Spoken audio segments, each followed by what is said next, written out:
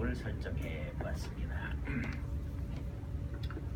오늘은 특별히 시편이 가지고 있는 이 성경 본문의 신학적인 배경이나 또 성경적인 주석적인 얘기보다는 주를 앙망해서 광채를 입는다고 했는데, 오늘 우리의 현실은 빛을 내기보다는 오히려 어두운 쪽에 많은 불행한 일들이 보여서 그쪽에다 좀 조명을 해볼까, 그런 생각으로 이 말씀을 선정했습니다. 주를 앙망하고 광채를 입었으니,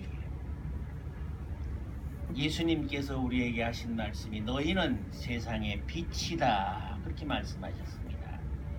사람들이 등불을 말 아래 두지 않고 등경 위에 둔다, 그렇게 말씀하셨거든요. 이사야 선지는 너희는 일어나서 빛을 발하라, 그렇게 말씀하셨습니다. 여러분, 빛이 무엇입니까?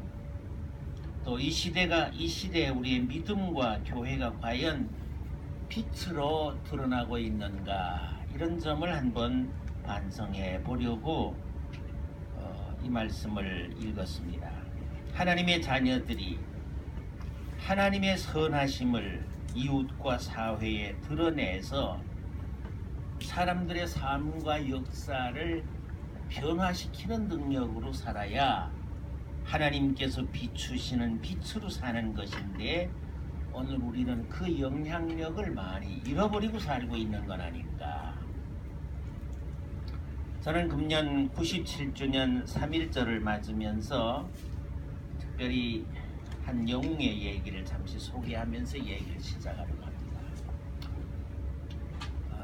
저희 아버님은 이미 3.1절 나기 한 11년 전에 망명하셔서 백두산에 들어가서 하셨고, 3.1절 때 제 삼촌이 해주로 독립만세 운동 부르러 내려가다가 일본 사람이 죽창에 질려서 죽어서, 저희 가정은 이맘때가 되면 늘 저희 아버님 계시고 어머님 살아계실 때는 상당히 우울한 그런 날들을 보낸 생각이 나서, 오늘 3.1절 3월달이기 때문에 과연 우리가 그리스도 안에서 새해 이런 빛으로 사는 존재들인가, 이런 것을 반성하면서 한 분의 역사를 잠깐 소개하겠는데, 1919년 3.1절 당시에는 한국의 기독교인 비례가 2%였다고 합니다.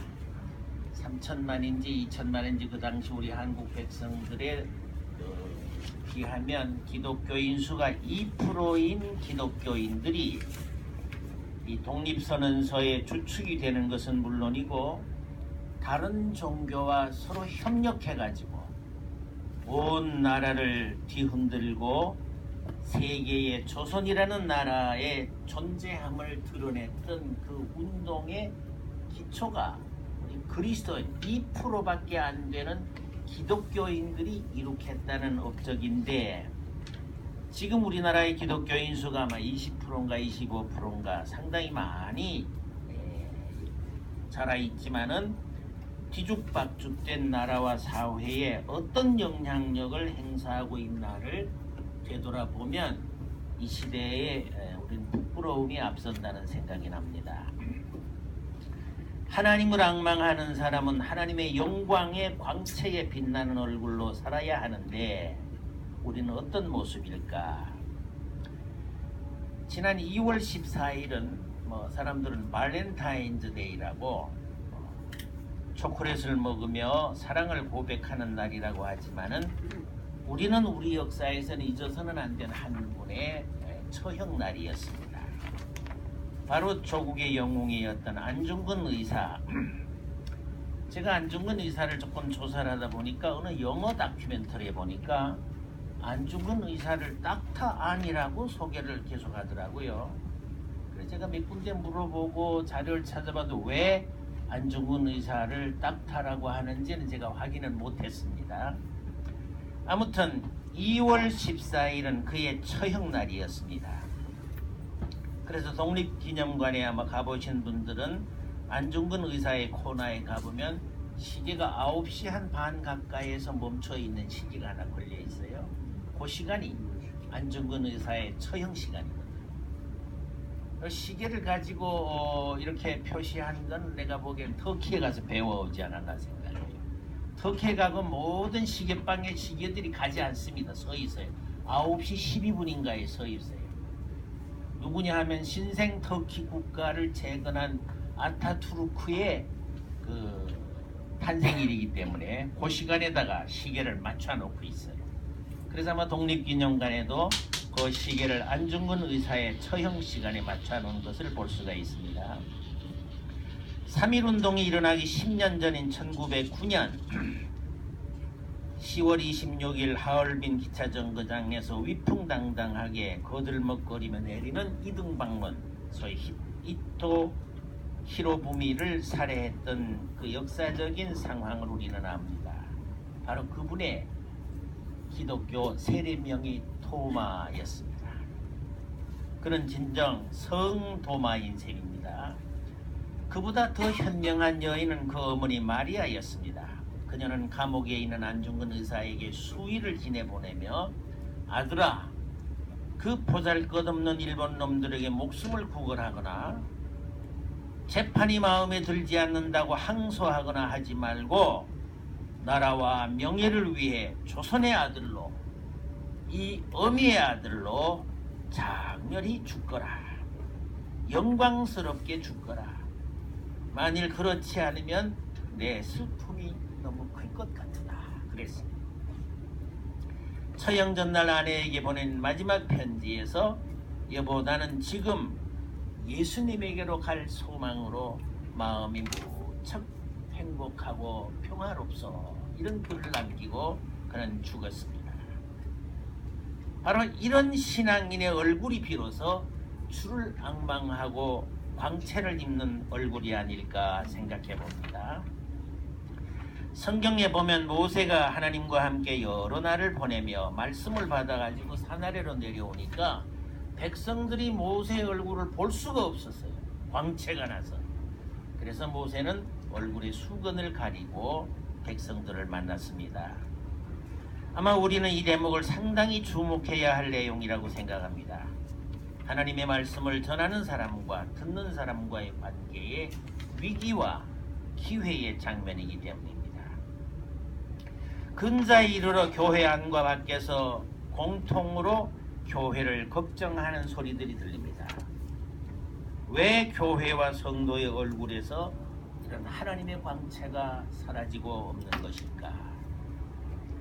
어떤 분의 지적에 따르면 그것은 사람들이 다 자기의 의, 자기의 선을 내세우며 서로 갈등하고 분쟁하기 때문이라고 지적했습니다. 저마다 자기만 의로우니까, 나만 선하니까 이것을 주장하다 보니 서로 화해할 수가 없습니다. 그래서 서로 평화는 깨지고 서로 갈등하고 분열을 일삼아온 것이 지난 수십 년 동안의 한국의 현실이 아닌가 생각합니다. 그런데 우리 교포들 보니까 미국에 와서 안 배워도 될 걸 배운 게 하나 있는데 그게 교회마다 하는 고소질이에요. 고소질. 격하면 고소질을 해야 됩니다. 한국에는 장로교 가운데 반고소파라는 교단도 있어요. 반고소파. 제가 공군본부에 있을 때 그 반고소파 목사님 한 분이 점심만 되면 전화를 주셔가지고 밥 먹으러 안 나오냐. 그래 여의도 나가서 밥도 먹고 했는데 그분이 그 파가 반고소파예요. 반고소파. 자, 내가 속한 교단의 경우에 교회마다 밤낮 고소질만 해대다가 교회와 노회를 망가뜨리고 말았습니다. 제가 소속되어 있던 노회는 지난 30여 년 동안 고소질로 상회라고 하는 그 소위 시나드 대회라는 데가 있습니다. 대회에서 지난 30년 동안 고소로 쓴 비용이 우리 한국교회에 300만 불이 넘었어요. 그래 작년 재작년도에 모인 총회에 이게 보고가 돼서 총대들이 그거 교회들도 아니구만. 그래서 노회를 해체해 버렸어요. 그래서 이 지역에 있는 한미노회가 해체되고 말았습니다. 고소질만 해다가 망한 교회, 망한 노회. 제가 토렌스에 사는데도요, 그 토렌스의 제일 큰 교회도 고소질만 하다가 지금 시나드가 빚이 얼마 200 몇십만 불인가 또 졌다고 그러더라고요. 아마 그것도 총회 보고되면 또 어떻게 하는지 모르겠어요. 요즘 신문에 가끔 보니까요, 우리 지역의 한인사회도 보니까 뉴욕도 그렇고 무슨 회자만 붙으면 파가 갈라져서 한인 회장인 니다 내다 이러고 난리를 치는데 이 회자만 붙으면 편안치 않아. 회자만 붙으면 무슨 이사회니 무슨 회니 그 교회도 그 회자를 떼었으면 좋겠어. 회자가 붙어가지고 말썽인 것 같아. 예수님이 이렇게 말씀하셨습니다. 화평케 하는 자는 복이 있나니 하나님의 아들이라 될 것이다. 화평을 깨버렸으니 하나님의 자녀됨을 포기해버린 건 아니었던가 생각해 봐야겠습니다. 우리는 이런 꼬락서리를 수도 없이 지켜봐야만 했습니다. 여러분 성경에 보면 야곱이 형의 칼날을 피해 도망자의 신세로 살다가 20여 년 만에 돌아오는 길에 약복강을 건너 400명 군대와 함께 다가오는 형을 맞이하게 됐습니다. 그런데 가까이 다가섰을 때 형이 칼을 들지 않고 두 팔을 벌려 동생을 안아줬습니다. 그때 야곱이 하는 말 여러분들 기억나십니까? 형님, 오늘 내가 형님의 얼굴을 배우니 하나님의 얼굴을 보는 것 같습니다. 20년 동안 쌓였던 그 한이 한순간에 녹아내리는 장면에서 형의 얼굴을 하나님의 얼굴로 보는 야곱의 믿음을 우리가 봤습니다. 그래서 8절에 오늘 성경 본문에 보면 너희는 여호와의 선하심을 맛보아 알지어다 그랬습니다. 하나님의 빛을 앙망하여 그 광채를 힘입어 사는 것이 인간입니다. 하나님의 빛은 하나님의 속성의 본질인 선입니다. 하나님의 선하심을 본받아야 우리는 하나님의 광채를 이 땅에 드러낼 수가 있습니다. 인간은 발광체가 아닙니다. 인간은 선한 존재가 아닙니다. 인간은 완전한 존재도 아닙니다. 하나님만이 선한 빛을 발하시는 분입니다. 제가 소속한 장로교회 창설자이신 요한누스 갈백 목사님의 인간론 교리에 따르면 인간은 영어로 말하면 토탈 디프라비티라고 했어요. 인간은 전적 타락한 존재다. 여기서부터 우리의 믿음이 설 자리를 얻는 겁니다. 사람이 선한 것이 아니에요. 우리는 하나님의 선하심을 본받아야 비로소 살아갈 수 있는 존재였습니다. 선하지 못한 죄의 존재들이 자기의 선을 고집하면 그 공동체는 제대로 존립할 수가 없는 것입니다. 지구가 태양빛을 받아야 그 안에 모든 생명들이 생명을 유지해 나갈 수 있는 것처럼 태양빛이 없이는 지구의 그 어떤 생명도 자기의 현상을 유지할 수 없는 것처럼 인간이 자기의 의를 내세우며 자기가 선하다고 주장하고 나서면 하나님의 선하심과 의로우심의 빛은 가리워지고 인간의 더럽고 어두운 그림자만 드리우게 될 것입니다. 우리나라 근세사에서 아마 도산만한 선생님을 우리가 만날 수가 없었지요. 그래서 도산을 담는 제자들의 무리를 우리가 흥사단이라고 했어요. 부처를 담는 제자들을 불도라고 합니다. 어제 누가 내 친구가 내한테 그 무슨 동영상을 하나 보냈는데 어떤 아주머니가 예배당에서 기도를 해요. 하나님, 내가 말도 잘할 줄 모르고 용서해 주세요. 그러더니 기도 끝나고 하는 말이 관세음보살 그러더라고요. 이 사람이 기독교인인지 불교인인지 모르겠어요. 네. 부처를 닮은